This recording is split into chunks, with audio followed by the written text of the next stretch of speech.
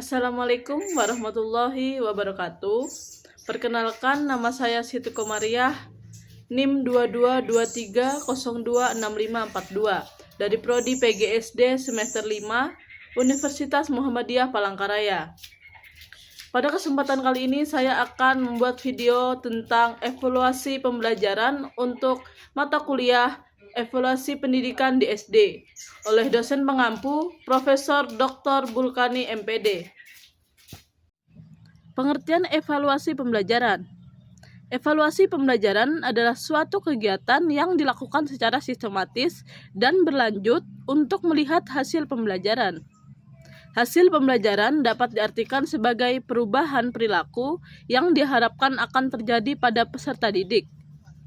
Hasil belajar bukanlah tentang apa yang dilakukan guru, tetapi tentang apa yang dilakukan peserta didik di akhir program pembelajaran.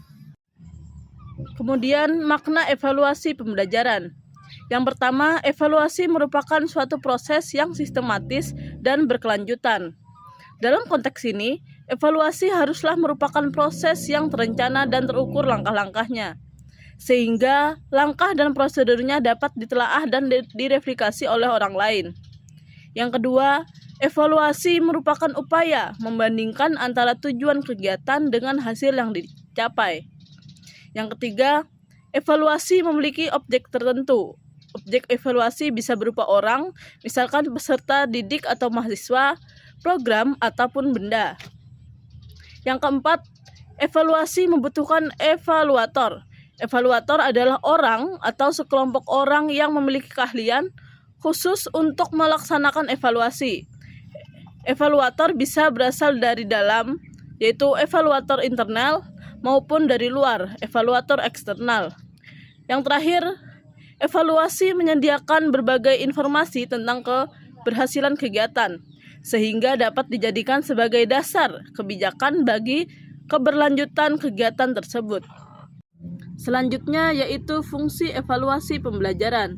Yang pertama, fungsi penilaian. Evaluasi pembelajaran berfungsi untuk menilai hasil capaian pembelajaran.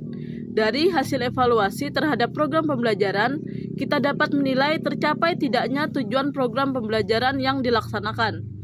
Dengan melakukan evaluasi pembelajaran, kita dapat menilai efektivitas program pembelajaran yang telah dilaksanakan. Efektivitas itu dapat dilihat dari besarnya perubahan tingkah laku peserta didik sebagaimana telah ditetapkan dalam tujuan pembelajaran. Yang kedua, fungsi diagnostik. Evaluasi pembelajaran juga berfungsi sebagai cara atau teknik untuk mendiagnosa kesulitan dan perkembangan belajar peserta didik. Dari sisi kesulitan belajar, hasil evaluasi pembelajaran dapat digunakan untuk mengetahui jenis dan peringkat kesulitan belajar peserta didik. Tingkat kesulitan belajar yang dialami peserta didik juga menggambarkan sejauh mana peserta didik tersebut mengalami perkembangan belajar. Yang ketiga yaitu fungsi penempatan. Evaluasi pembelajaran juga dapat berfungsi untuk menempatkan peserta didik pada posisi tertentu, baik posisinya jika dibandingkan dengan peserta didik lain maupun terhadap standar tertentu. Dari hasil evaluasi, guru dan pengambil kebijakan pendidikan dapat menempatkan seorang peserta didik pada kelas atau kelompok tertentu yang menyatakan peserta didik belum atau telah tuntas belajarnya, menentukan seorang peserta didik telah layak diberi sertifikat kelulusan, dan sebagainya. Yang keempat, fungsi motivasi. Evaluasi pembelajaran juga dapat berfungsi sebagai alat memberi motivasi belajar. Hal ini didasari pada kenyataan bahwa peserta didik cenderung akan meningkatkan kesiapan belajarnya ketika akan dilakukan evaluasi belajar. Adanya keinginan untuk memperoleh nilai yang baik cenderung menyebabkan peserta didik lebih serius untuk belajar. Selanjutnya yaitu jenis-jenis evaluasi pembelajaran. Yang pertama ada formatif. Evaluasi formatif adalah evaluasi pembelajaran yang dilakukan untuk mengukur capaian sebagian materi pembelajaran yang telah diajarkan, baik untuk satu kali pertemuan, satu pokok bahasan, atau beberapa pokok bahasan. termasuk jenis evaluasi formatif antara lain evaluasi yang diberikan pada akhir pembelajaran atau ulangan harian. Demikian evaluasi yang dilakukan pada saat proses pembelajaran berlangsung. Yang kedua ada sumatif. Evaluasi sumatif adalah evaluasi pembelajaran yang dilaksanakan setelah satu paket pembelajaran telah diberikan. Evaluasi sumatif akan memberikan data tentang penguasaan peserta didik pada suatu materi pembelajaran, menentukan posisi mereka terhadap peserta didik lain atau terhadap kriteria tertentu. Evaluasi ini biasanya dilaksanakan di akhir program pembelajaran, misalnya pada akhir semester, saat kenaikan kelas atau saat kelulusan. Ujian semester dan ujian kelulusan dapat digolongkan ke dalam jenis evaluasi sumatif ini. Selanjutnya saya akan menjelaskan tentang manfaat evaluasi pembelajaran. Yang pertama, manfaat bagi peserta didik. Manfaat utama evaluasi pembelajaran bagi peserta didik adalah untuk mengetahui kemajuan dan hasil belajarnya, yakni sampai di mana tujuan-tujuan belajar peserta didik telah dicapai.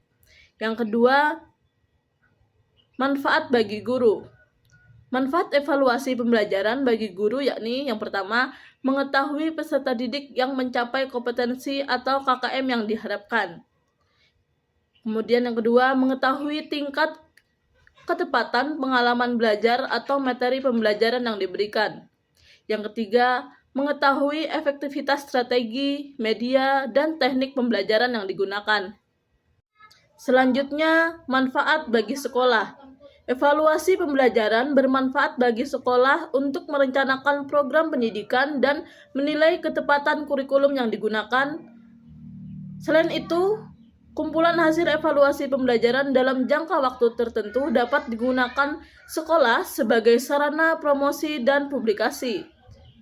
Terakhir, yang keempat, yaitu manfaat bagi orang tua.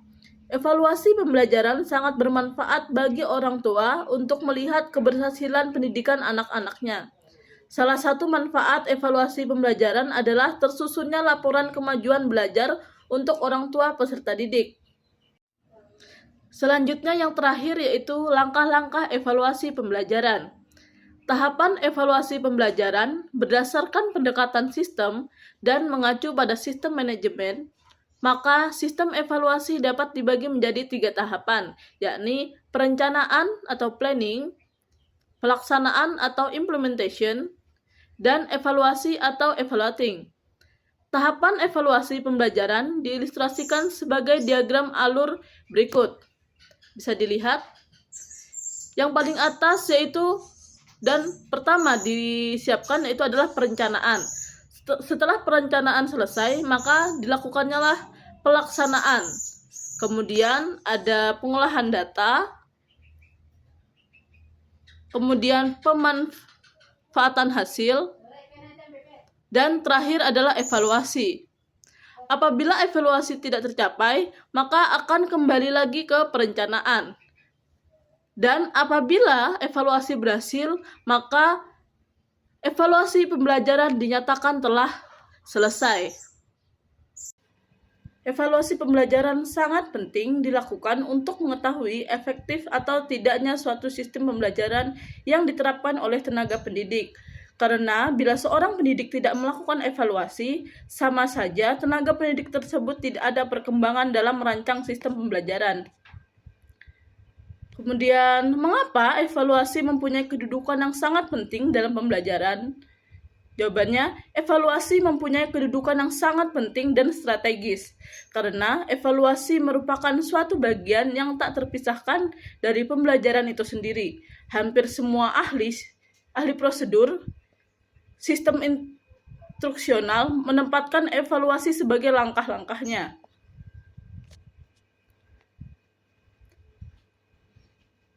Evaluasi pembelajaran merupakan bagian yang tidak terpisahkan dari proses pembelajaran. Dengan melakukan evaluasi, pendidik dapat merencanakan strategi pembelajaran yang efektif dan tepat.